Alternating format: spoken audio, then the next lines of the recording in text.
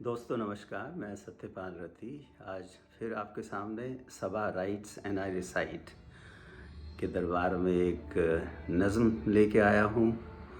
इस नज़म में शायरा सबा ने औरत को इन जनरल औरत को एड्रेस किया है।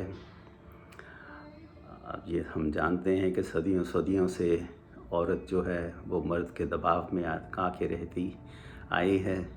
उसको अपनी मर्ज़ी से कुछ करने की इजाज़त नहीं दी जाती थी, उसको अपनी ज़बान तक खोलने की इजाज़त नहीं दी जाती थी। तो इस हालात में शायरा सबा लिखती हैं, छोड़ दे रस्म दुनिया को फुर्सत नहीं, सांस लेने की तुझको इजाज़त नहीं। छोड़ दे रस्म दुनिया को फुर्सत नहीं, सांस लेने की तुझको इजाज़त नहीं। एक नया सा जहां कोई तामीर कर, जिसमें जीने की हो कुछ मुसीबत नहीं।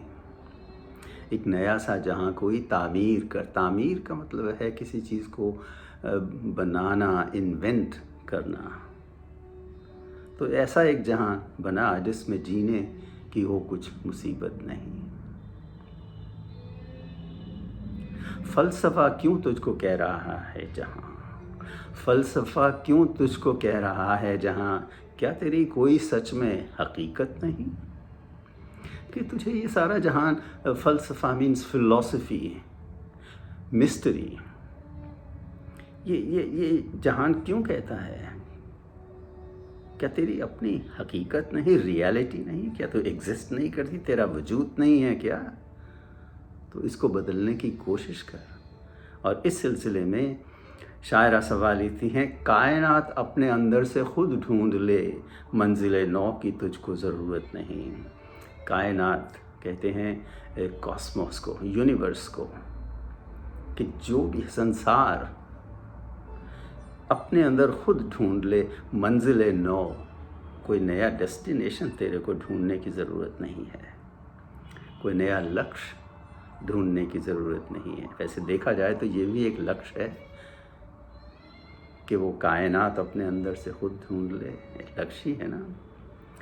तो आगे लिखती हैं, घुट के रो रो के जीना पड़ा है तुझे।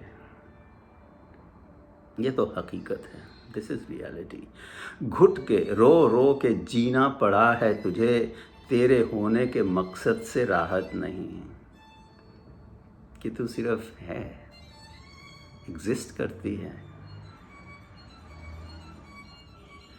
इस मकसद से तेरे को कोई राहत नहीं है, तेरे को कोई सुख चैन नहीं है, इसमें कोई रिलीफ नहीं है तेरे को। घुट के रो के जीना पड़ा है तुझे, तेरे होने के मकसद से राहत नहीं। हों अगर ख्वाब छोटे तो ये जान ले। अब थोड़ा उसको इनकरेज कर रही हैं, ताकीद करती हैं। हों अगर ख्वाब छोटे तो ये जान ले, कौशन करती हैं, ऊंचा उड़ने की तुझ में भी हिम्मत नहीं। छोटे ख्वाब होंगे तो फिर परवाज़ जो है वह बहुत ऊंचाइयों में नहीं जाएगी, परवाज़ ऊंचाइयों में नहीं होगा। परवाज़ मतलब उड़ान, ऊंचा उड़ने की तुझ में भी हिम्मत नहीं। आगे लिखती हैं, अज़्मो हिम्मत अगर दिल में पैदा ना हो, तो समझ ले कि कहीं तेरी अज़मत नहीं है। अज़्मो हिम्मत ये है the determination, the courage to do something, the courage of determination.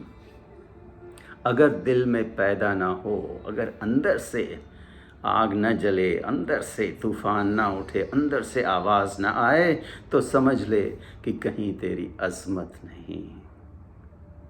अज़मत यहाँ समझ लीजिए पहचान, कि तेरी कोई पहचान नहीं है, तेरा कोई महत्व नहीं है, तेरी कोई महत्ता नहीं है।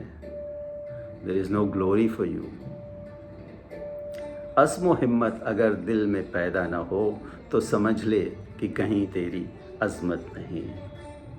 और आखिरी शेर है, चल सबा लेके तू एक नई सी उमंग, चल सबा लेके तू एक नई सी उमंग, रोक लेना कदम तेरी आदत नहीं। कहते हैं चल एक नई सी उमंग लेके शुरू कर, रोक लेना कदम तेरी आदत नहीं है। to ultimately, on a positive note, on an encouraging note, on a optimistic note, इन्होंने इस नज़्म को ख़त्म किया है। जाने से पहले मैं इसको एक बार फिर पढ़ देता हूँ बिना किसी इंटरप्शंस के। छोड़ दे रस्म दुनिया को फुर्सत नहीं, सांस लेने की तुझको इजाज़त नहीं। एक नया सा जहाँ कोई तामीर कर, जिसमें जीने की हो कुछ मुसीबत नहीं। फ़लसफ़ा क्यों तुझको कह रहा है जहाँ, क्या तेरी कोई सच में हकीकत नहीं। कायनात अपने अंदर से खुद ढूंढ ले, मंजिल नौ की तुझको ज़रूरत नहीं। घुट के रो रो के जीना पड़ा है तुझे, तेरे होने के मकसद से राहत नहीं। हों अगर ख्वाब छोटे तो ये जान ले, ऊंचा उड़ने की तुझ में भी हिम्मत नहीं। अज़्म व हिम्मत अगर दिल में पैदा न हो तो समझ ले कि कहीं तेरी असमत नहीं। और आखिर में चल सबा लेके तू एक नई सी उमंग, रोक लेना कदम तेरी आदत नहीं। तो उम्मीद है आपको ये नज़्म पसंद आई होगी। अगली बात तक के लिए फिर धन्यवाद, नमस्कार।